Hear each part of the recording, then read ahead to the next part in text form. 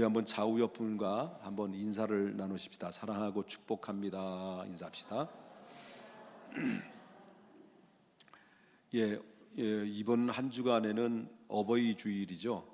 우리 한번 늘 잊지 않는 그런 어머니 아버지에 대한 고마움을 잊지 않는 자녀들이 됐으면 좋겠고요. 또 우리 자녀들은 오늘의 내가 이기까지는 우리 부모님이 나에게 해준 것이 별로 없다, 어쩌면 부모님으로부터 내가 상처를 받았다 할지라도 이제 내 대로부터는 우리 행복하고 복된 삶을 살면 되는 겁니다. 그렇기 때문에 각 가정마다 하나님의 은혜가 넘치기를 주님의 이름으로 축복합니다. 오늘은 새로운 하나님의 의라고 하는 제목을 가지고 지난주에 이어서 로마서의 말씀을, 이어지는 말씀을 증거하려고 합니다. 여러분 기억이 되시는지 알 수는 없습니다만은 우리가 지난주일까지 들었던 말씀을 한마디로 요약한다고 한다면 어떤 말씀일까요? 유대인이나 헬라인이나 다 죄 아래 있다라는 것을 배웠습니다. 의인은 없나니 하나도 없고 하나도 없다라는 것입니다. 이 세상의 지구촌에 살고 있는 모든 아담 아래에 있는 모든 사람들은 바로 죄 아래 있다라는 의미를 가지고 있었습니다. 여기서 이 사실에 대해서 반발하는 민족이 있었죠. 난 동의할 수 없다, 난 그 사실에 동의할 수 없다라는 반발하는 민족이 어떤 민족이라고 그랬어요? 유대 민족이었습니다. 도대체 아니 우리가 받은 특권은 그럼 뭐냐는 거예요. 하나님 우리가 주신 특권이 있는데 그 특권은 뭐냐, 아무런 의미가 없는 거 아니냐라고 했을 때 사도 바울이 아니다, 인정한다는 거예요. 유대인 민족이 너희들은 하나님의 혈통, 소위 말한다면 아브라함의 혈통 받은 거 인정하고, 그 다음에 다른 나라가 받지 않았던 율법, 하나님의 말씀을 받은 민족도 나 인정한다. 그 특권은 귀한 것이다. 그리고 하나님의 백성이라는 표시할 수 있는 할례를 받은 것, 그거 인정한다. 다 인정한다는 거예요. 그리고 이스라엘 백성들은 사실상 특권을 받은 거예요. 다른 민족보다도 특권을 받은 거죠. 아브라함의 혈통, 믿음의 혈통이죠. 그 다음에 율법을 받았죠. 그리고 할례 받은 민족이죠. 다 인정한다는 거죠. 근데 바울이 말하고자 하는 것은 바로 뭐냐면 그 구원 받는 데 있어서는 그 특권과는 별개라는 겁니다. 아무리 특권을 가졌다 할지라도 구원 받는 것은 별개라는 거죠.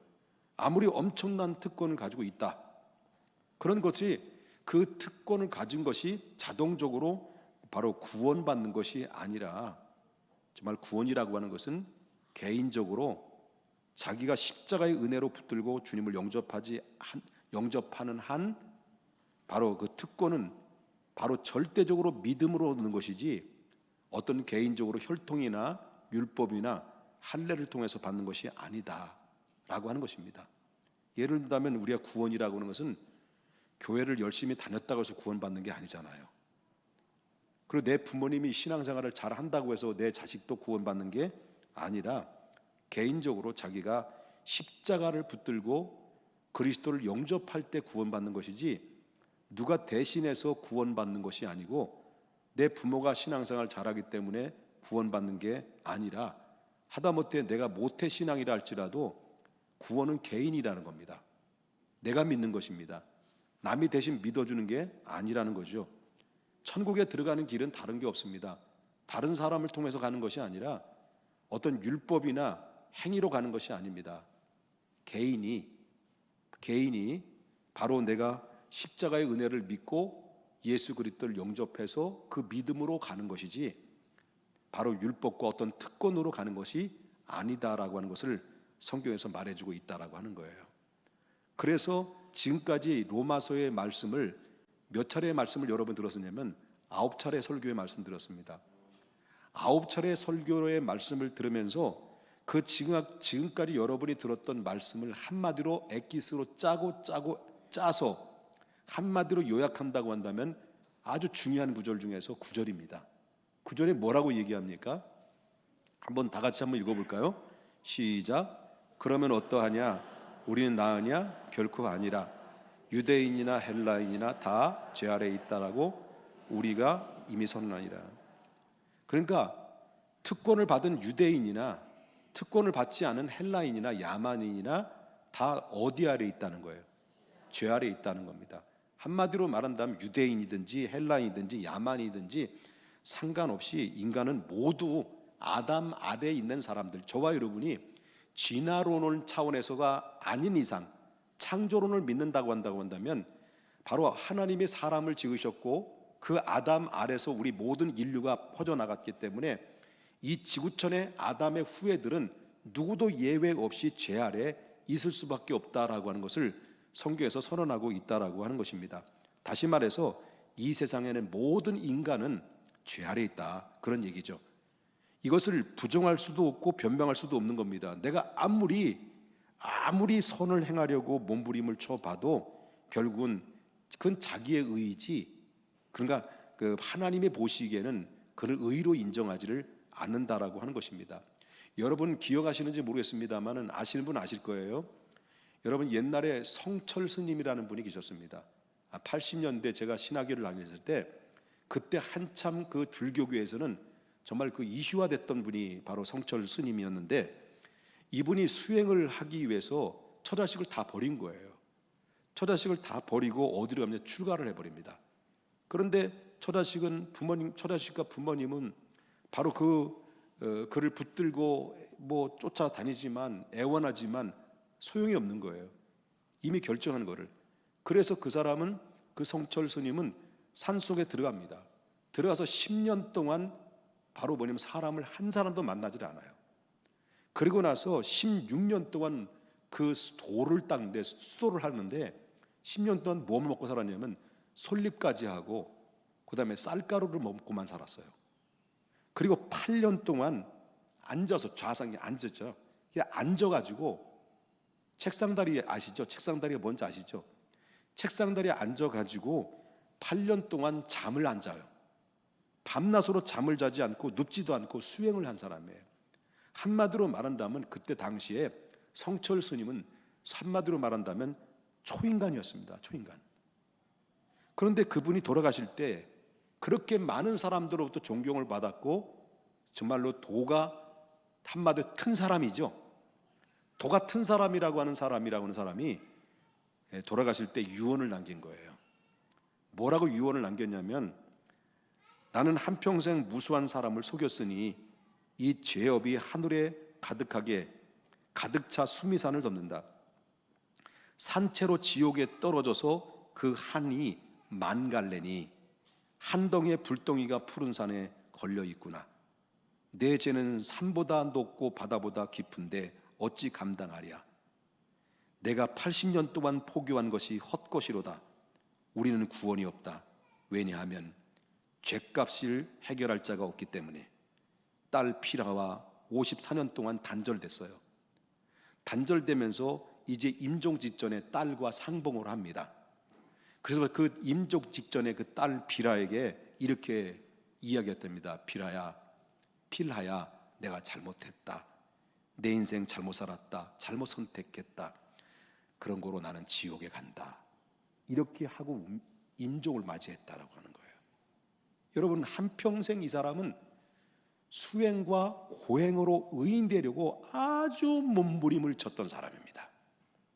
끝내는 이 죄악에서 벗어나지 못한 채 그는 결국은 지옥에 갔다라고 이렇게 얘기할 수 있는 거죠. 어느 누구도 이분처럼 수행한 사람은 없어요. 세계 어느 사람들이 많이 있지만 아마 이분 따라갈 수가 없을 만큼 수행, 그러면 성철 스님이라고 할 수 있어요. 인간으로서는 최고의 수행자입니다. 여러분, 아까도 말했지만 10년 동안 사람을 만나지 않았어요. 18년 동안 뭐만 먹고 살았다고요? 솔잎까지 하고 쌀가루만 먹고 살았어요. 그 다음에 8년 동안 눕지 않고 앉아서 늘 지나고 돌을 닦았던 사람이에요. 인간의 공로로 말한다고 한다면 그분은 최고의 수행자였습니다. 그러나 이것은 어디까지 자기의 노력이지 자기의 의에 불과한 것이다라고 하는 겁니다. 그렇지만 내가 의롭다고 해서 의로워지는 것은 아니에요. 아무리 수행을 한다고 해서 내가 의롭다고 해서 의로워지는 것이 아니라 그 이유가 의로울 수 없는 게 바로 뭐냐면 그 의는 의의 기준이 사람에게 있는 것이 아니라 하나님에게 있기 때문이었습니다. 하나님이 의롭다고 해야만이 그 사람이 의로운 거지, 사람이 아무리 몸부림을 쳐도 바로 그렇게 최고의 경지에 이르렀던 성철 스님도 나의 헛살았다, 내 인생이 실패다라고, 난 지옥 간다라고 얘기할 정도로 한다고 한다면 이건 내 기준에서 의로서는 아무런 소용이 없다라고 하는 것을 우리가 보게 된다라고 하는 거지요. 그렇다면 하나님께서 우리에게 주시려는 진정한 의의가 뭘까? 그러면 하나님께서 그냥 죄 아래에 있는 백성을 그냥 내비두고 방치해 두셨을까? 그건 아니라는 거죠. 하나님은 공의의 하나님이지만 또 한편으로는 어떤 하나님이라고 그랬어요? 사랑의 하나님이었습니다. 공의적으로 볼 때는 심판받아 마땅하고 죄인들은 반드시 심판하고 벌어야만이 마땅한데, 하나님의 한편의 마음속에는 이 심판하고자 하는 사람의 마음을 또 사랑의 마음으로 덮고 싶은 마음의 충동이 있는 거예요. 그래서 하나님께서 우리에게 진정한 의를 주시기 위해서 뭘 주셨냐면 율법을 주신 겁니다. 율법. 그럼 율법은, 인간에게 주신 율법을 주셨는데 그 율법에 주신 궁극적인 목적이 뭐냐? 두 가지가 있습니다.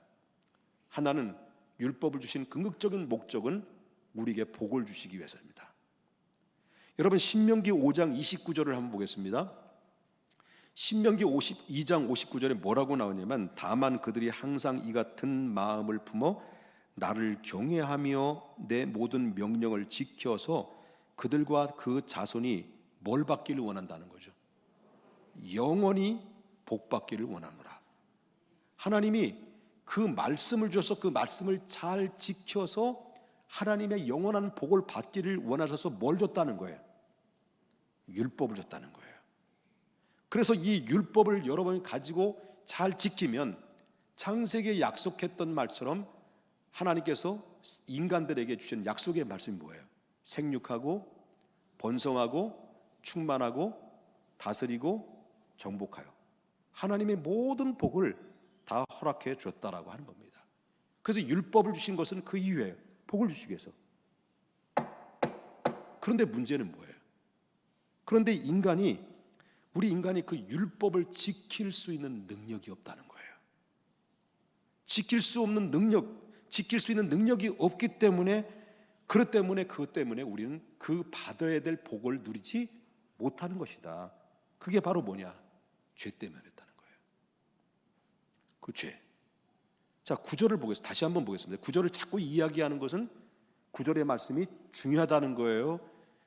중요하다는 거죠. 한번 9절을 다시 한번 보겠습니다. 시작. 그러면 어떠하냐? 우리 나으냐? 결코 아니라. 유대인이나 헬라인이나 다 죄 아래 있다고 우리가 이미 선언하니라. 자, 10절을 보니까 또 뭐라 그래요? 기록된 바 의인이 없나니 하나도 없다, 이 세상의 지구촌 안에는. 또 11절에는 깨닫는 자 없고 하나님 찾는 자도 없고, 또 12절에는 다 치우쳐서 함께 무익하게 되니 선을 행하는 자가 없나니 하나도 없다. 없다 하나도 없다는 거예요. 의로운 사람이.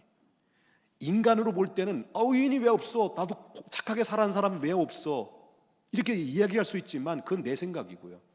그건 네 생각이고 하나님의 생각은 아니라는 거예요. 그럼 영원히 복 받기 전에 그러면 어떻게 해야만이 복을 받을 수 있느냐?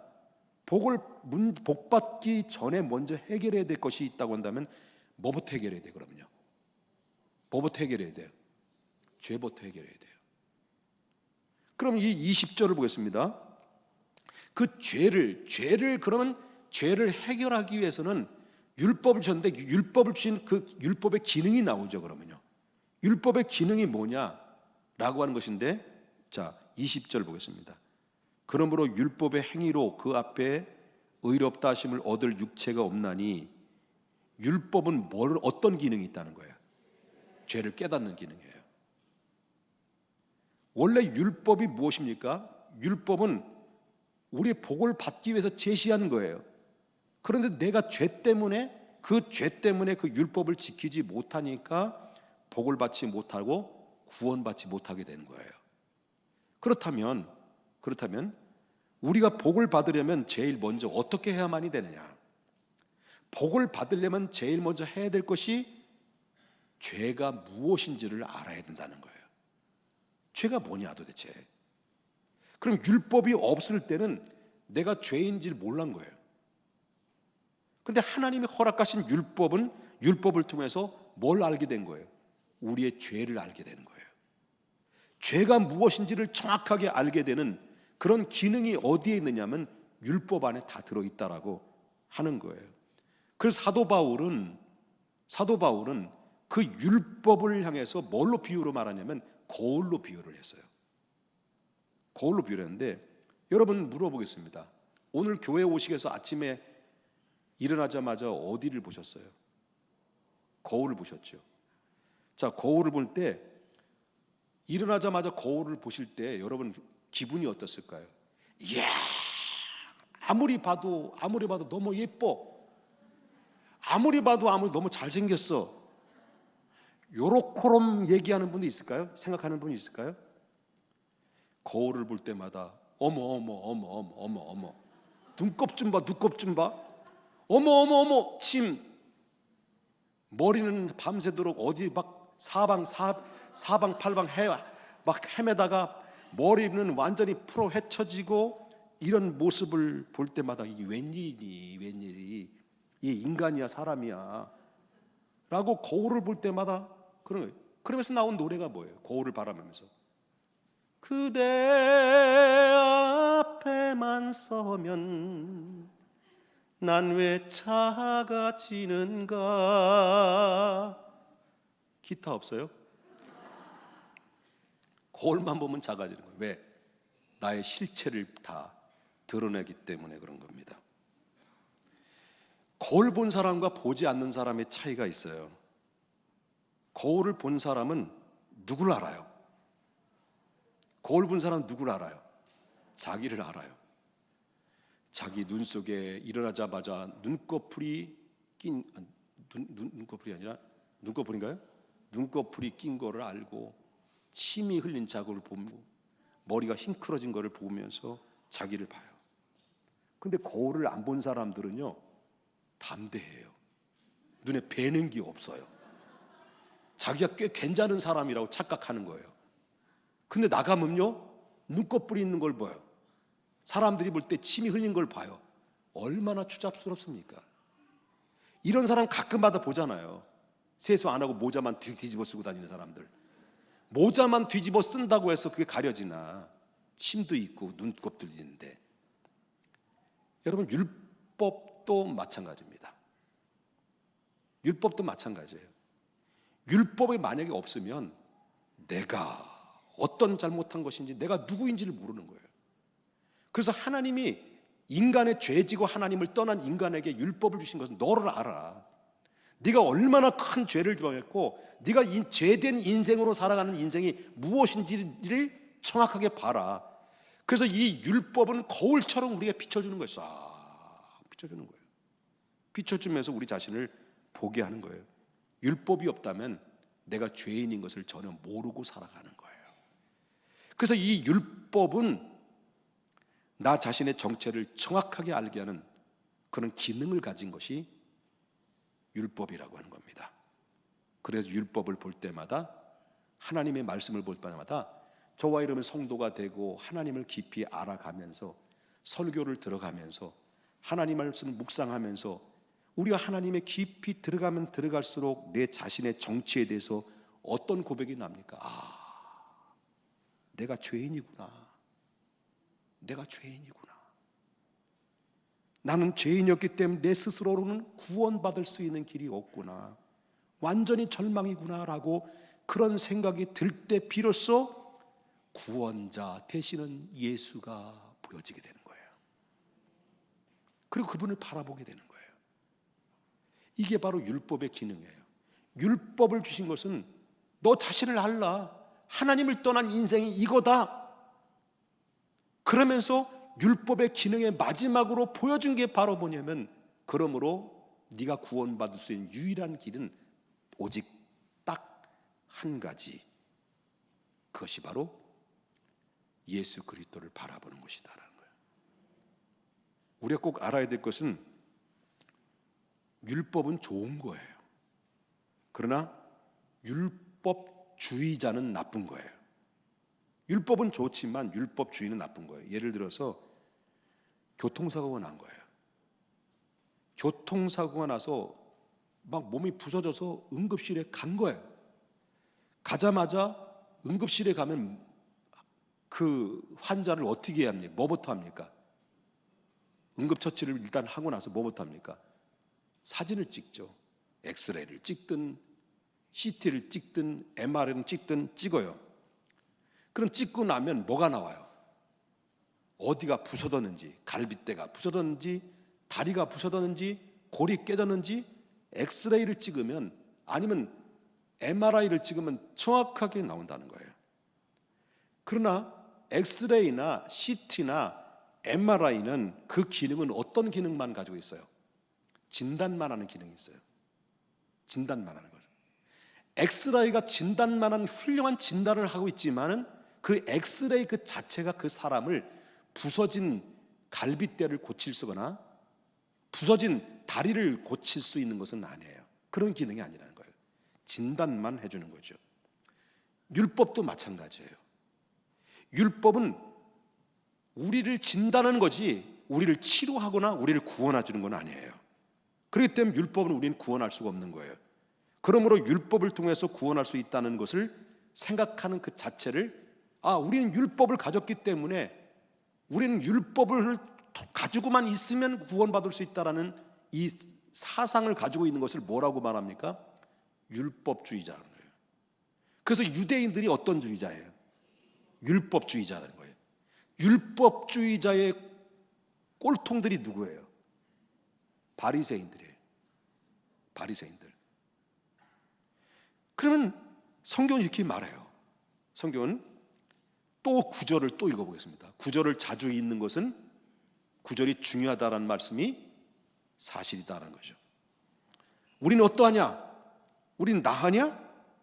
율법 가진 게 네가 다른 민족보다 나으냐? 혈통 가진 게 다른 민족보다 나으냐?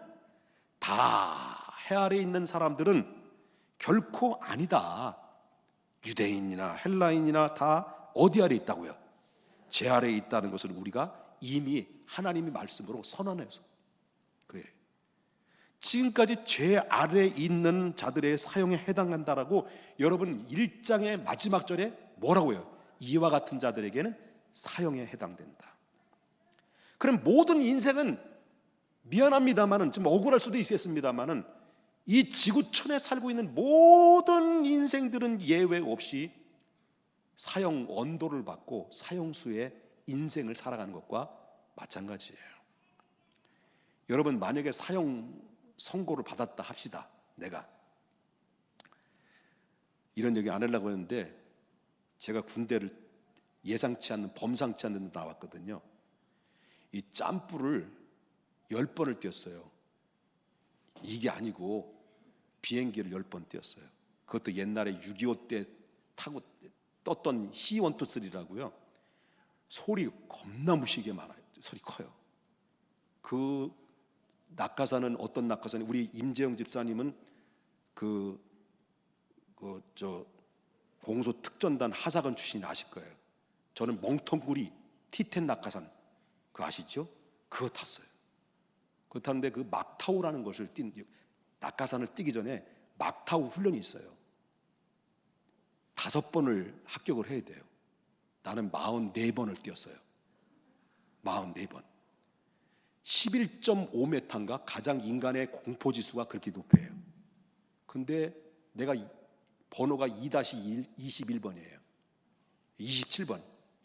2-27번 나와. 짬뿌 준비됐나? 됐습니다.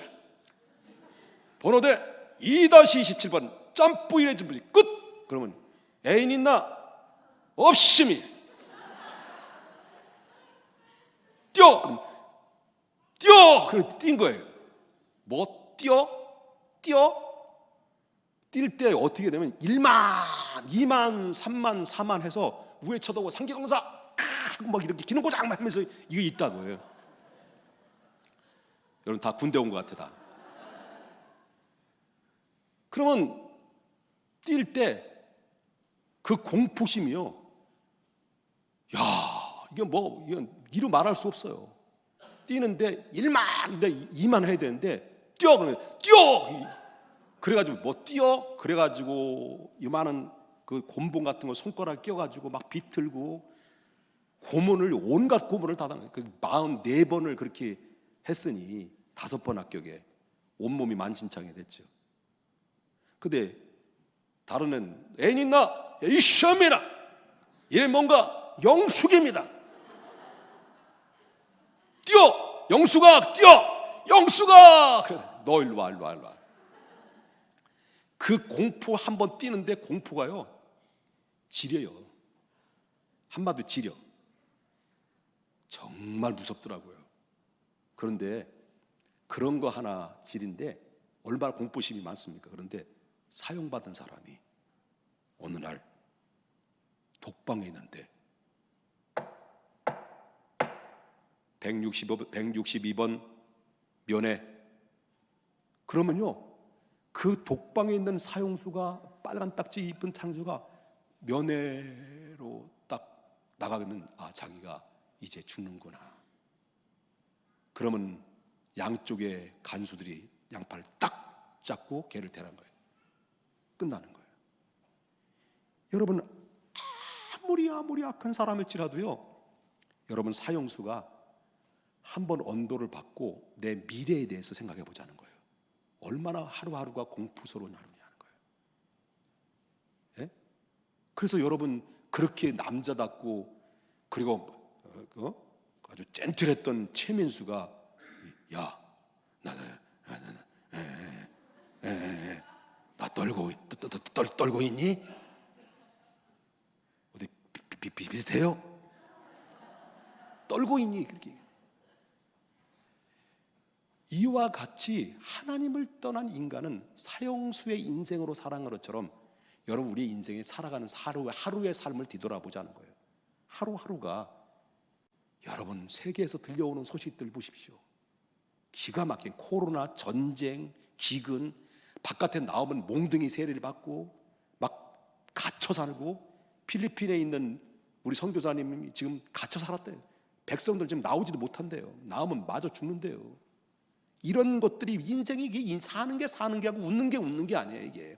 이게 바로 뭐냐면 인생이 하나님을 떠난 결과의 모습들을, 이게 그렇다는 거예요. 이것이 죄인을 향한 율법에 내린 결론. 그러면 아까도 말했죠. 유대인이나 헬라인이나 야만이나 모두가 다 어디 아래 있다고요? 제 아래 있다. 그럼 이런 질문이 나올 수 있죠. 그러면 이 말 앞에서 아니 그러면 율법으로도 구원받을 수 없고 율법주의로 구원받을 수 없고 그럼 구원받을 수 있는 길이 어디냐는 거예요. 방법이 없는 거예요. 이제 가능성이 없냐? 희망이 없는 거냐? 그래서 하나님께서 율법이 아닌 새로운 길을 제시해 준 거예요. 인간의 힘으로 스스로 사용해서 사면당할 수 있는 길은, 방법은 하나도 없는 거예요. 인간의 스스로 사형자가 사면돼서 자유인이 될 수 있는 방법은 하나도 없어. 왜? 의인은 없나니 단 하나도 없기 때문에. 이 문제는 누구만이 할 수 있는 길이에요. 이 문제는 누구만이 해결할 수 있는 분이에요. 아니, 해결할 수 있는 분을 미리 얘기했네. 하나님만이 할 수 있는 거예요.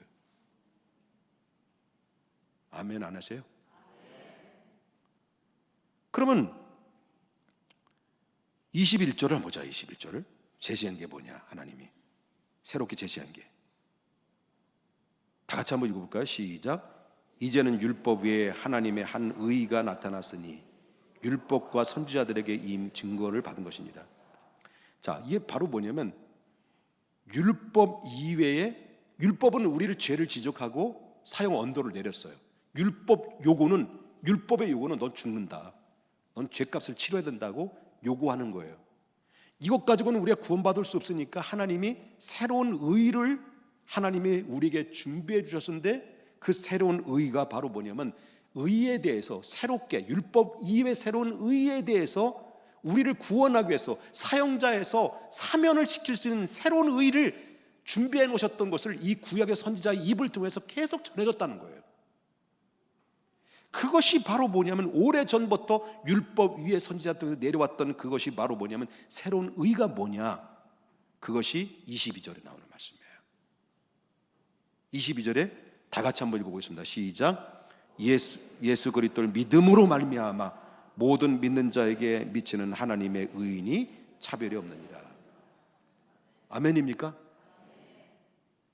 하나님의 입장에서 볼 때는 우리 모두 인생은 하나님을 떠났기 때문에 사형받아야 돼요. 죽어 마땅해요. 그런데 하나님께서는 이 사형수를 사면하기 위해서 새로운 법을 구약의 선지자들을 통해서 계속 알려줬어요. 그것을 누군가가 와서 죄값을 치른다. 율법은 인간에게 사형을 언도를 내려서 죄를 바로 심판을 요구하지만 그 율법의 요구를 그 몸으로 대신 우리를 대해서 대신 채워주실 분이 오실 것이다라는 것인데 그분이 누구냐는 거예요. 예수님이에요. 예수의 십자가를 통해서 채우실 분이 온다라는 것을 얘기했다는 거예요. 여러분 민수기를 보게 되면 21장에 보면 이스라엘 백성들이 애굽에서 출애굽을 했어. 애굽에 나올 때 홍해를 걸르고 나올 때 홍해를 육지같이 걸러올 때 뭐 백성들이 뭐 하나님의 살아계신다느니 뭐 하면서 엘샤다이 하면서 막 춤을 추고 하나님의 사랑합니다, 하나님 너무 좋아요 이렇게 했던 사람들이 조금 힘들고 어려우니까 하나님 차라리 왜 여기를 보냈습니까? 여기서 죽게 내버려두지, 애굽에서 죽게 내버려두지 여기서 죽이러 갑니까? 다시 애굽으로 보내주십시오 라고 막 모세를 원망하고 하나님을 원망해요. 하도 기가 막히니까 하나님이 자기들 구원하려고 빼냈던, 자기들을 구원하려고 이 애굽에서 430년 노예를 해방시켜뒀더니 고작 하는 얘기가 왜 우리를 다시 돌아가게 해달라는 거예요. 그러니까 하나님이 결국 뭐예요? 불뱀을 보낸 거예요. 불뱀을 보내가지고 백성들을 다 물어 뜯긴 거예요. 독사한테 물어 뜯으니까 사람들이 죽어져 나가요. 죽어져 나가니까 백성들이 무서워가지고 또 모세에게 찾아가는 거예요. 우리가 하나님 앞에 잘못했으니 제발 우리를 살려주십시오. 하나님 앞에 기도해서 좀 우리를 살려달라고, 용서해달라고 좀 간청 좀 해주십시오 할까? 모세가 하나님 앞에 기도하죠. 그랬더니 하나님께서 모세에게 이렇게 지시를 내려요. 민수기 21장 8절을 보십시다. 뭐라고 지시 내렸어요? 여기서 모세에게 이르시되 불뱀을 만들어 장대 위에 매달아 물린 자마다 그것을 보면 살리라. 바로 죄로 인해서 불뱀 만나 죽어 마땅한 백성들이야. 그런데 새로운 하나님의 의를 주신 방법이 뭐예요? 자 보십시다. 21장 9절 민수기. 모세가 뭘 만들었어요? 노뱀 말고 그걸 어디다 달았어? 그리고 그 뱀을 물린 자들가 그 노뱀을 쳐다보니까 어떻게 됐다는 거예요? 다 살았다는 거예요. 이게 바로 뭐냐면 백성들이 하나님을 원망하고 하나님 앞에 불순종의 죄를 지니까 백성들이 불뱀을 보내가 다 죽이려고 했던 거예요. 그런데 용서를 구하고 막 사정하니까 모세가 하나님 막 기도했더니 새로운 의의 방법을 주는 것이 노뱀을 만들어서 장대 높이 달게 해서 그걸 불뱀에 물린 사람들은 그걸 바라보면 살 수 있다라는 말씀을 준 거예요. 그런데 그 말씀을 그 말씀을 듣고 믿음으로 바라본 사람들은 어떻다는 거예요? 다 살았다는 거예요. 그 노뱀이 뭐냐? 장대 높이 달렸던 노뱀이 뭐냐? 그건 뭘 의미하느냐 할 때 오늘 저와 여러분에게 소개했던 새로운 의, 장차 오실 예수님을 얘기하고 있는 거예요. 누구든지 노뱀을 바라보는 자들마다 다 살았던 것처럼 아무리 사형 언도를 받은 인생이라 할지라도 하나님의 새로운 의라고 하는 그 십자가의 장대 높이 달리신 그 예수 그리스도를 믿음으로 바라보고 그분을 믿고 신뢰하는 자마다 나는 부활이요 생명이니 누구든지 나를 믿는 자는 죽어도 살겠고 무릇 살아서 믿는 자는 영원히 죽지 아니하리라. 결국 예수 그리스도를 통해서 새로운 의를 우리의 선물로 주신 거예요.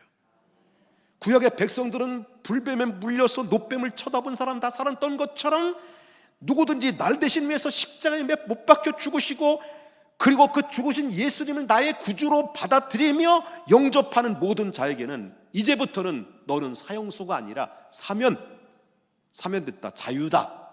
그래서 우리를 더 이상 누구든지 누구 공로 때문에 예수님의 말씀을 듣고 그분을 십자가를 바라보고 그 예수님이 나의 구원자로 영접하고 인격적으로 받아들이면 나는 죄인이라 할지라도, 사람들이 난 죄인이라 할지라도 그 믿음의 공로 때문에, 그 믿음 하나 때문에 나를 죄인으로 보지 아니하시고 나를 그냥 의인으로 인정해 주시는 거예요. 이걸 가지고 신학적으로 말한다는 칭의다라는 말을 하고, 칭의, 값없이 주시는 의. 은혜 아니면 살아갈 수가 없네. 은혜 아니면 불가능한 의. 이것이 예수 그리스도의 믿음으로 말미암아 얻는 은혜예요. 여러분, 그래서 요한복음 3장 16절에 뭐라고 말합니까? 하나님이 세상을 이처럼 사랑하사, 새로운 의라고 하는, 영원히 심판받아 마땅한 인간들을 향하여 하나님의 새로운 의를 주셔서 누구를 보내신 겁니까? 독생자를 주셨어요. 이제부터는 모든 사형수를 받은 모든 인생들이 누구든지 그를 믿는 자마다 멸망치 않고 사형받지 않고 영생을 얻는 축복을 받게 된 거예요. 하나님이 주신 선물이 완전한 의의 선물로 주신 거예요. 그래서 무엇을 통해서 의의 선물을 준 거예요? 예수 그리스도를 통해서. 무엇으로? 믿음으로. 그 믿음으로만이 온전히 구원받을 수 있게 됐다. 여러분, 물어보겠습니다. 좌우옆분과 물어보시다. 당신은 율법주의자입니까? 믿음주의자입니까? 여러분, 이제부터 이제 믿음주의에 대해서 얘기하려고 합니다.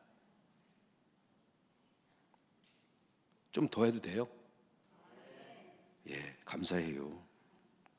그럼 믿음주의가 뭐냐? 아까 율법주의자 얘기했죠, 율법주의자. 믿음주의가 뭐냐?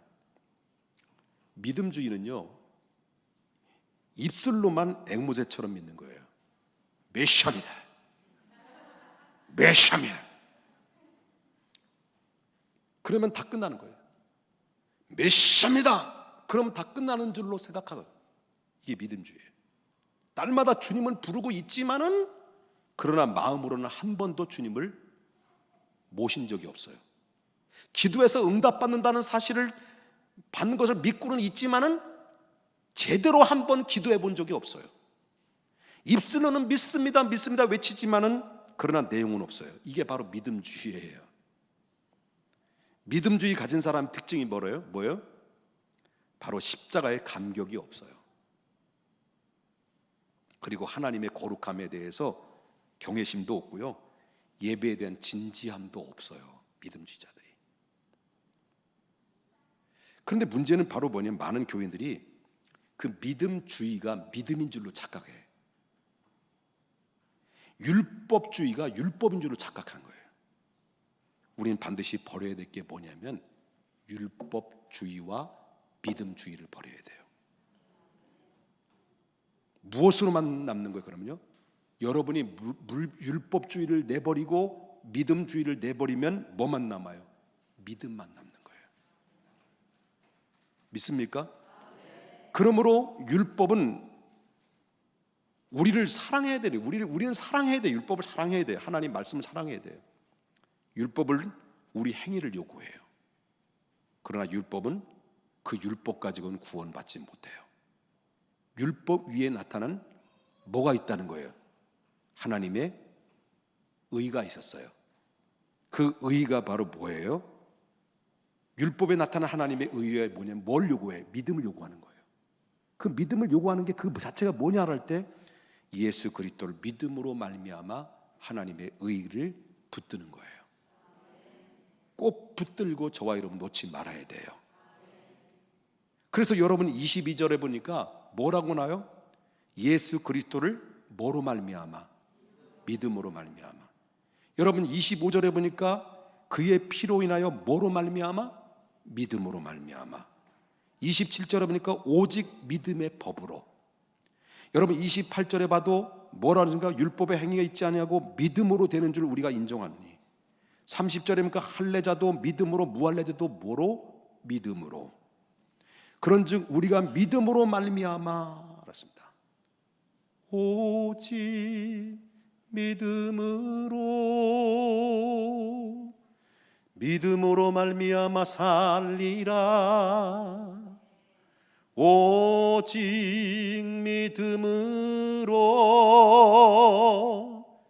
믿음으로 말미암아 살리라. 여러분, 율법이 아닙니다. 행위도 아닙니다.